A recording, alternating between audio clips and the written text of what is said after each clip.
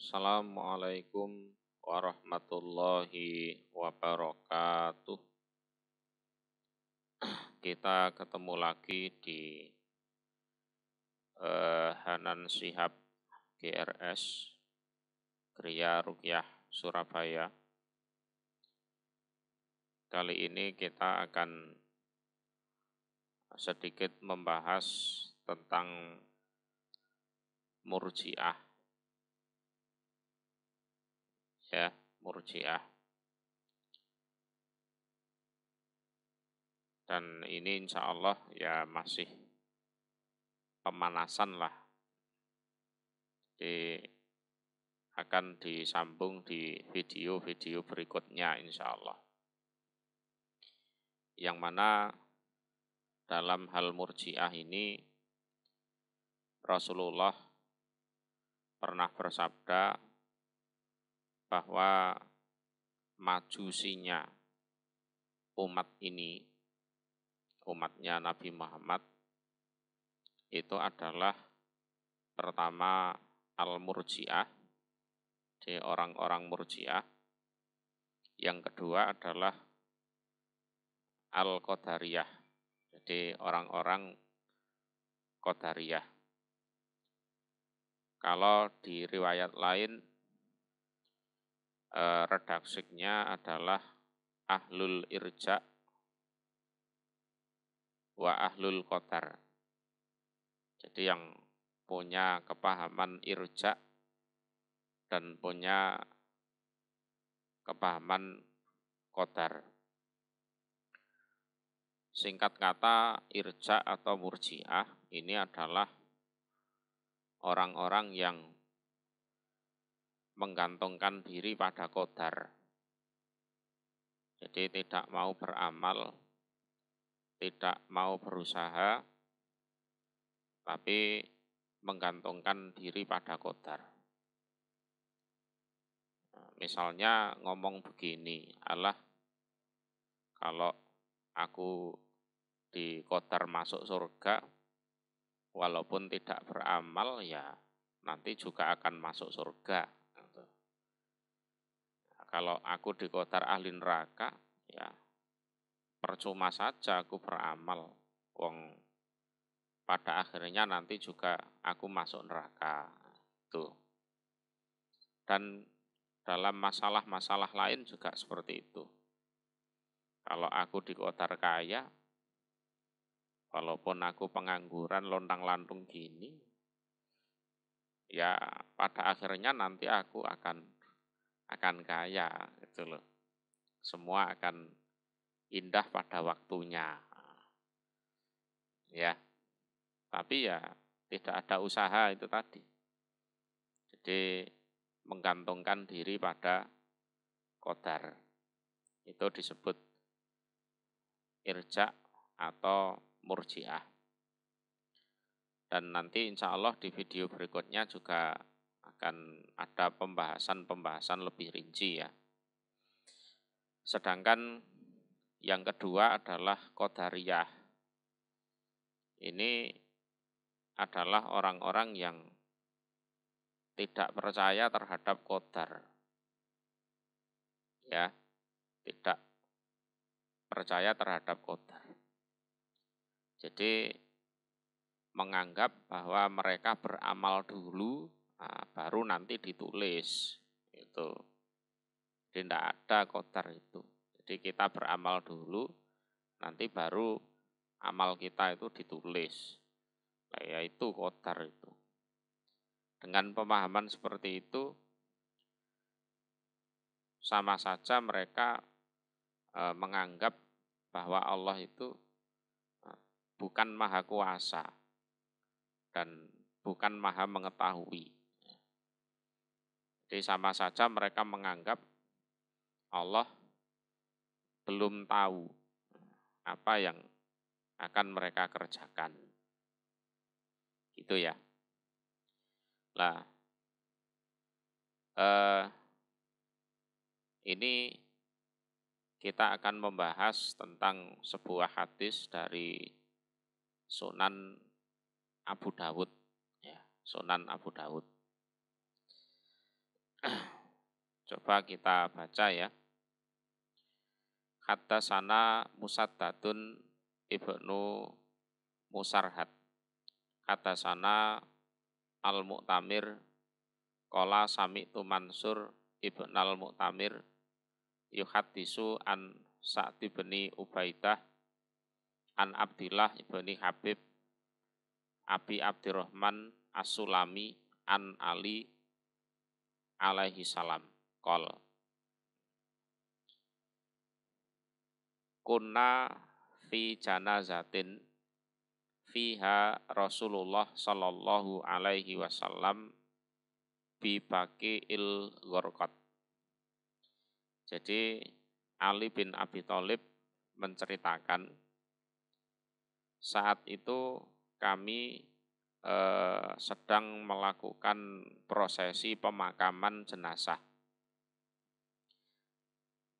Ya, ada orang meninggal, kemudian dimakamkan. Di dalam rombongan orang-orang yang memakamkan itu ada Rasulullah. Dan waktu itu sudah ada di tanah Baqi' Gharqad.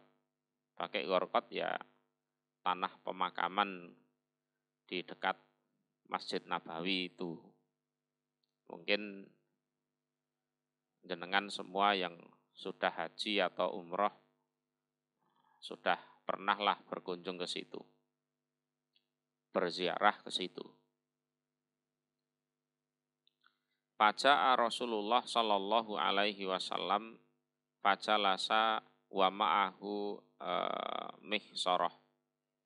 Kemudian datanglah Rasulullah ke situ, duduk, dan beliau membawa sebuah tongkat. Sebuah tongkat. Kalau bahasa Jawa disebut apa? Teken. Ya. Faja'ala yankutu bil mihsarah fil ard. Jadi Rasulullah ya menancap-nancapkan tongkatnya itu di tanah. Ya lumrahnya orang berpikir kan seperti itu. Memikirkan sesuatu terus sambil menancap-nancapkan tongkatnya ke tanah. Tsumma rafa'a ra'sah. Lalu setelah itu Rasulullah mengangkat kepalanya. Faqala ma minkum min ahadin ma min nafsin manfusatin illa kataballahu makanaha minan nari au minal jannah. Illa qad kutibat sakiyatan au saidatan. Jadi tak ada seorang pun di antara kalian, tak ada seorang jiwa pun yang bernafas, yang hidup, lahir di dunia, ya, kecuali Allah telah menulis. Allah telah menulis di mana endingnya dia harus bertempat, entah di neraka atau di surga. Jadi dia sudah ditulis, dia menjadi orang yang celaka ataukah orang yang beruntung. Jadi tahu-tahu Nabi bersabda seperti itu. Faqala rajulun minal qaum, ya Nabi Allah, afala namkutsu ala kitabina wa nata'ul amal. Lah kalau demikian itu, wahai nabinya Allah, apa kita tidak berdiam diri aja, pasrah kepada takdir yang sudah ditulis untuk kami, dan kami tidak perlu beramal baik. Ada salah seorang lelaki bertanya seperti itu setelah Rasulullah bersabda seperti itu. Faman kana min ahli sa'adah, layakunanna ilas sa'adah. Kalau sudah ada takdirnya, ya barang siapa yang ditulis, ditakdirkan menjadi orang yang beruntung, kan pada akhirnya juga beruntung Nabi. Kalau ditakdirkan ahli surga, nanti kan ya masuk surga. Buat apa kita harus susah beramal? Waman kana min ahlis sikwah layakunanna ilas sikwah. Lah kalau orang itu ditakdirkan menjadi orang yang celaka, beramal kayak apa kan nanti endingnya juga masuk neraka Nabi. Lalu buat apa beramal? Apa kita tidak pasrah saja pada takdir kita santai-santai, tidak perlu beramal. Ya wis, nanti kalau bejone mlebu swarga ya mlebu swarga. Nek apese mlebu neraka ya mlebu neraka. Apa ndak gitu aja? Nah, kemudian Rasulullah bersabda, "Ikmalu." Ya ndak seperti itu. Kalian semua harus beramal. Walaupun qadar itu sudah ditulis, tetap kalian harus beramal. Fakullun muyassar, dan semuanya akan dimudahkan. Semuanya akan dimudahkan. Artinya, amma ahlus sa'adah fayuyassaruna ilis sa'adah. Jadi orang yang memang diqadar menjadi orang yang beruntung, dia akan dimudahkan untuk keberuntungan itu. Wa amma ahlus sikwah fayuyassaruna lisikwah. Orang yang memang ditakdirkan untuk menjadi orang yang celaka, ya akan dimudahkan untuk celaka tersebut. Ya, artinya kalau seseorang itu ditakdirkan ahli surga, ya nanti untuk beramal amalan ahli surga itu dia dimudahkan, diberi kemampuan. Nah sebaliknya kalau dia itu ahli neraka, ya akan dimudahkan untuk mengamalkan amalan-amalan ahli neraka. Ahli surga dimudahkan mengamalkan amalan ahli surga sampai masuk surga betul. Lah ahli neraka dimudahkan untuk mengamalkan amalan ahli neraka sampai dia masuk neraka betul. Gitu. Jadi tetap ikmalu fakullun muyassar. Tetap beramal dan semuanya dimudahkan. Lalu beliau Nabi Muhammad membaca ayat di dalam Al-Quran, fa amma man a'ta wattaqa wa saddaqa bil husna fasanuyassiruhu lil yusra. Wa amma man bakhila wastagna wa kadzdzaba bil husna fasanuyassiruhu lil usra.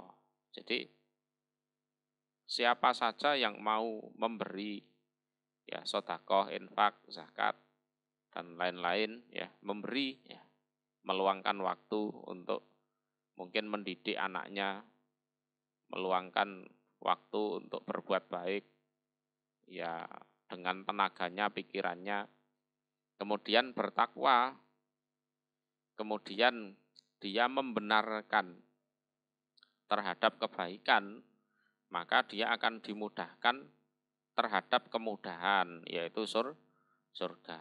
Dan sebaliknya barang siapa yang bakhil, yang pelit, yang kikir, dan merasa besar, merasa sombong, wastagna itu merasa kaya, ya, merasa kaya, merasa sombong, merasa ujub, merasa pol dewi gitu, ya, dan mendustakan terhadap kebaikan, ya akan dimudahkan kepada kesulitan, yaitu ke neraka, ya. Jadi kita pasrah terhadap qadar. wis kita ndak perlu beramal, nah, itu ya salah. Terus kita tidak percaya dengan qadar, itu juga salah. Yang benar bagaimana? Ya kita lari dari qadar yang buruk menuju qadar yang baik. Ya. Jadi kita lari dari qadar yang buruk menuju qadar yang baik. Jadi silahkan beramal yang baik, ya beramal, ya karena semuanya akan dimudahkan. Dan harapan kita ini secara harapan loh ya, ini kita diqadar menjadi ahlus sa'adah.